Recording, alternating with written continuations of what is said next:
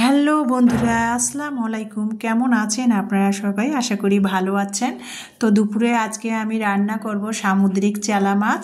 আর এখানে সামুদ্রিক চেলা মাছটা অফ ক্যামেরাতে লবণ দিয়ে আমি ভালো করে ধুয়ে নিয়েছি। তারপরে এখানে রান্নার কাজে চলে আসলাম। এখানে আমি পেঁয়াজ কুচি, কাঁচামরিচ কুচি আর টমেটো কুচাই নিয়েছি। তো প্রথমে কড়াইয়ের মধ্যে আমি পেঁয়াজ কুচি দিলাম, তারপরে কাঁচামরিচ দেবো। ছোটো মাছে সরিষার তেল বা কাঁচামরিচ ধনিয়া পাতা দিয়ে রান্না করলে তো ভালোই লাগে। তো এখন যদি শীতকালও, তার মধ্যে ধনিয়া পাতা তো অ্যাভেলেবেল, টমেটো ধনিয়া পাতা পাওয়াই যাচ্ছে বাজারে। তো এই যে দেখেন, তারপরে কিন্তু এখানে কাঁচামরিচ পেঁয়াজ কুচি দিলাম। এখানে আর কি রসুন বাটা দিয়ে দিব। তো রসুন বাটা দিয়ে তারপরে কিন্তু এখানে পরিমাণ মতো 1 চা চামচ রসুন বাটা দিয়ে দিয়েছি। তারপরে স্বাদ মতো লবণ দিয়ে দিব। এখানে আমি হলুদ দিয়ে দিব কালারের জন্য, স্বাদ মতো লবণ, হলুদ, রসুন বাটা দিয়ে এখন আমি এখানে জিরা ধনিয়ার গুঁড়া দিব, জিরা ধনিয়ার গুঁড়া। তারপরে এখানে কিন্তু আমি সরিষার তেল আর সয়াবিন তেল দিব আর কি, দিয়ে তারপরে রান্নাটা করব। আর আমি সবসময় সরিষার তেল দিয়ে রান্না করি, তো আজকে সয়াবিন তেল আর সরিষার তেলটা দিব। মাছটা যেহেতু চচ্চড়ি করবো, তেলের পরিমাণটা একটু বেশিই লাগবে, সরিষার তেল সয়াবিনটা মিলিয়ে দিব। তো সেই জন্য দেখেন সরিষার তেল পরিমাণ মতো 1 টেবিল চামচ দিয়ে দিলাম, সয়াবিন তেলও পরিমাণ মতো 1 টেবিল চামচে দিব।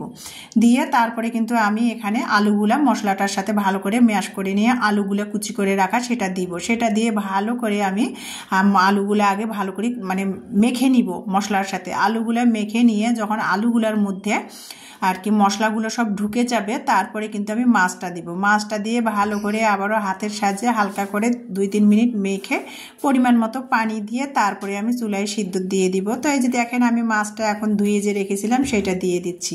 আলুগুলো কিন্তু ভালো করে আমি মেখে নিয়েছি, নিয়ে তারপরে মাছটা দিচ্ছি। মাছটা দিয়ে এর উপরে কুচি করে টমেটো রেখেছি কেটে, সেটা দিব। সেটা দিয়ে তারপরে একটু পানি দিয়ে দিব। আর আলু যেহেতু কুচি করে নিয়েছি, তো সেজন্য আর কি তরকারিটা আর কি পানি সামান্যই দিব আর কি, বেশি দিব না, মানে তরকারিটা হতে সময়ও লাগবে না। তো যাই হোক, দেখেন কিভাবে আমি আমার স্টাইলে সামুদ্রিক চেলা মাছটা রান্না করতেছি। এই যে পানি দিলাম পরিমাণ মতো আর কি, দিয়ে তারপর টমেটো কুচিটা দিলাম, দিয়ে ঢাকনা দিয়ে এখন আমি চুলার মধ্যে আর কি মাছটা বসিয়ে দিব। তো মানে অপেক্ষা করব ঢাকনা দিয়ে চুলার মধ্যে মাছটা দিয়ে আর কি রান্না হওয়া পর্যন্ত। তো এই যে ঢাকনা এখন আমি খুলে নিচ্ছি। 4-5 মিনিট পর খুলে নিয়ে এখন আমি এই যে পেঁয়াজ কুচি দিয়ে দিব। তো পেঁয়াজ কুচিটা আমি ধুয়ে কেটে রেখে দিয়েছিলাম, তো সেটা এখন আমি দিয়ে দিচ্ছিলাম। প্রায় তরকারিটা মানে 50% সিদ্ধ হয়ে আসছে। এখন পেঁয়াজ কুচিটা দিয়ে দিব। পেঁয়াজ কুচিটা দিয়ে তারপরে আবারও আমি 1 মিনিট ধরে তরকারিটা আবারও ঢাকনা দিয়ে রান্না করে নিব। তো আবার 1 মিনিট হয়ে গেল, ঢাকনাটা তুলে এখন আমি কুচি করে রাখা ধনিয়া পাতাটা দিব। ধনিয়া পাতাটা দিয়ে আবারও ভালো করে নেড়ে চেড়ে আমি তরকারিটা নামিয়ে নিব।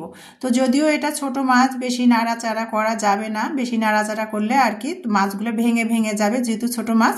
তো যার ফলে দেখেন ধনিয়া পাতাটা দিয়ে আর নাড়াচাড়া করে, মানে চামচ দিয়ে নাড়াচাড়া করি নাই। এখন আমি ধনিয়া পাতাটা দিয়ে মানে কড়াইটা আর কি ঝাঁকিয়ে নিলাম, একটু ঝাঁকিয়ে নিয়ে ঢাকনা দিয়ে কিছুক্ষণ আমি দমে বসিয়ে দিয়ে রান্না করে নিলাম। দেখেন, পেঁয়াজ পাতা, টমেটো, আলু দিয়ে সামুদ্রিক চেলা মাছের চচ্চড়ি। তো আজকের ভিডিওটা এই পর্যন্ত। আল্লাহ হাফেজ।